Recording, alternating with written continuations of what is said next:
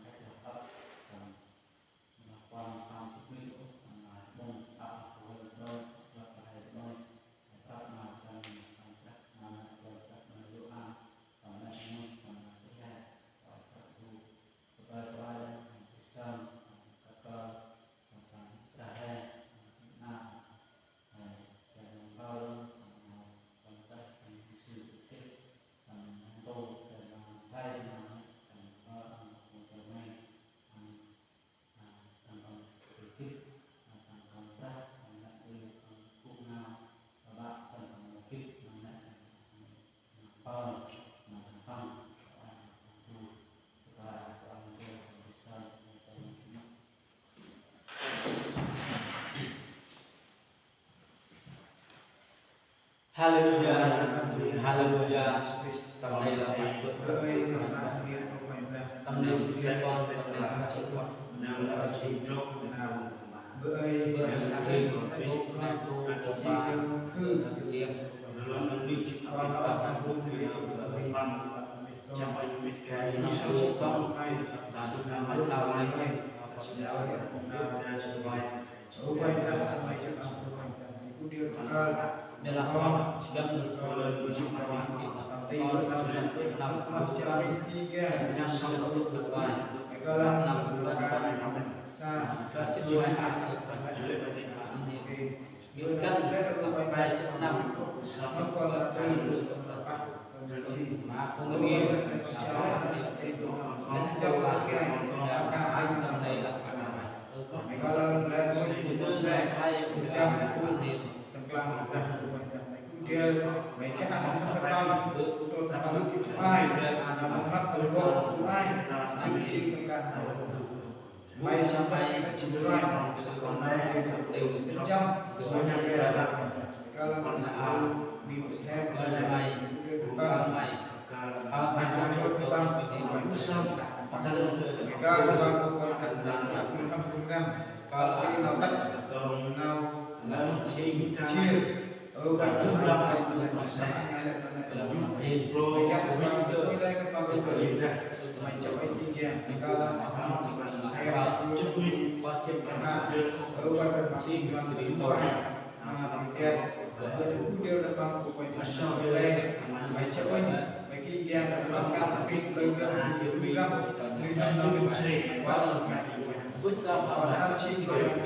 các sự năm mai mai ra tăng là bước sẽ bước vào mai bước thành bị chiếu kịp nó chơi như trước như nó là chiếu vì thế là chơi hàng không đưa vào hình bài cái tên từ sau thêm kim tham lo làm chi mai nhắc là chiếc xa của mình quay ra lại cơ là cái con để là chơi coi tập ca những từ Jesus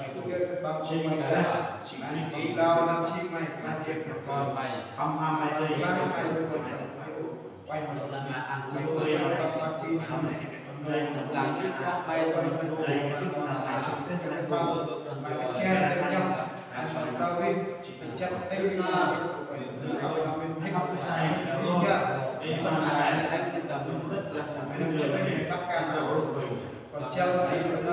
khi mà là khi mà khi nào cái đấy là này là không cho bạn bữa năm thì sao là sẽ phải tập trong vì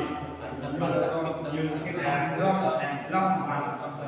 long đất này tập trong còn bắt đầu từ càng nghiên cứu hơn là làm sao mày cũng như là các cái đức cho năm mai mày can anh long con đôi làm sao lại làm mày hay mày đó mày làm cái này Jadi sama omong sama main dan hidup sama ini dapat hidup saya trong cái đó là cái đầu tiên là sẽ có sự hỗ trợ là cái nguồn sản xuất cho cái ngành vì là cái nó là hai ngày cái nó mới mày được cả cái này sẽ đi cho bằng cái việc chúng ta phải làm là chưa chấp rồi cũng vậy là phần mình treo trên lên sau còn phải xong ăn được cái này cũng được ôi có đi mấy cái là nơi phụ cái này là làm tốt ôi là làm cái sao thế rồi để cho bạn ấy lòng can tác tầm sắc nào cái ba con nó chạy rồi so nó mày mất mày cho anh ra đây ra cái so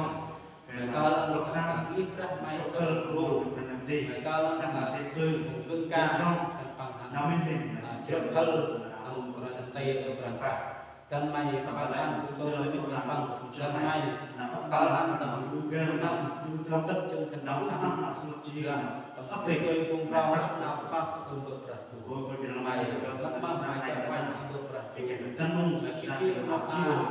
nak kita gun tầm nét tu ở cái mình chính quyền cũ năm trường phải thôn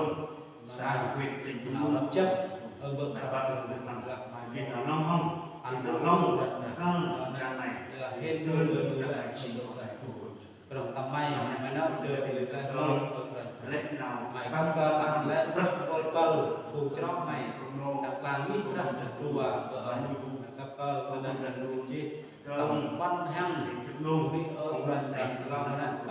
tầm nắp chay cái uống hăng rất ở gần cao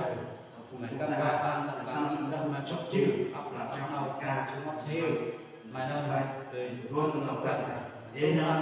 nào cũng là sạc bằng ấp nắp xa các bạn không vượt ra tù các bạn cầm cái sầu ao để nắp mai sinh đâu là tù mất là cho oanh để một vài cái đuôi nó được kalau tầm chỉ tây hình ở bậc ratu tu sang cha oanh đặt lang rác mai tầm châu ấp nào cái mình ôn tầm bằng chân phải đặt mà là tốt ăn mà là cho ăn nào tăng cái tang cả từ mày ở bậc ratu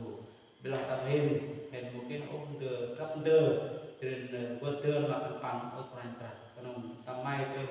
mà nó là top ăn nông xoan mà ăn tông mấy đưa sông xa mà phần bằng ở phần trà đặt một con bằng ở phần là bậc ratu tu phần bằng bahkan là nghĩ ra mai một tu ở bậc ratu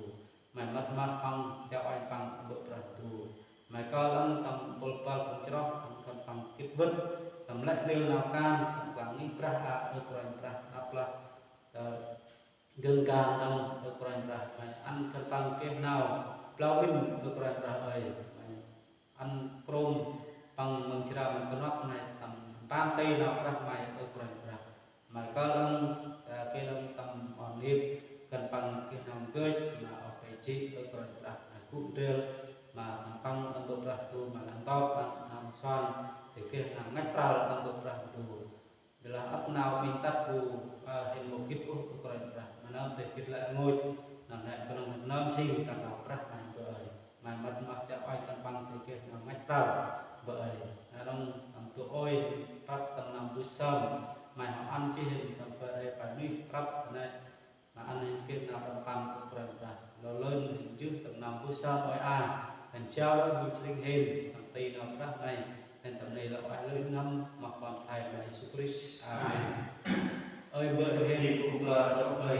anh mong mai bù dương cần phải anh mong vì đấy mai khởi tập anh mong mai quyết là xin là tu tất cả tốt anh mai hiểm là sinh sản toàn dù anh làm tình hình các anh hiểm cho anh chỉ cần tình hình lời cho nên là hiện tất cả mọi người giá ta hiểm vì mình mấy chỉ là hiểm vì mình ra chỉ nằm chỉ có mặt và bờ nó rõ amen tâm ra ne Giêsu tâm ra ne Giêsu tâm ra ne amo ra Giêsu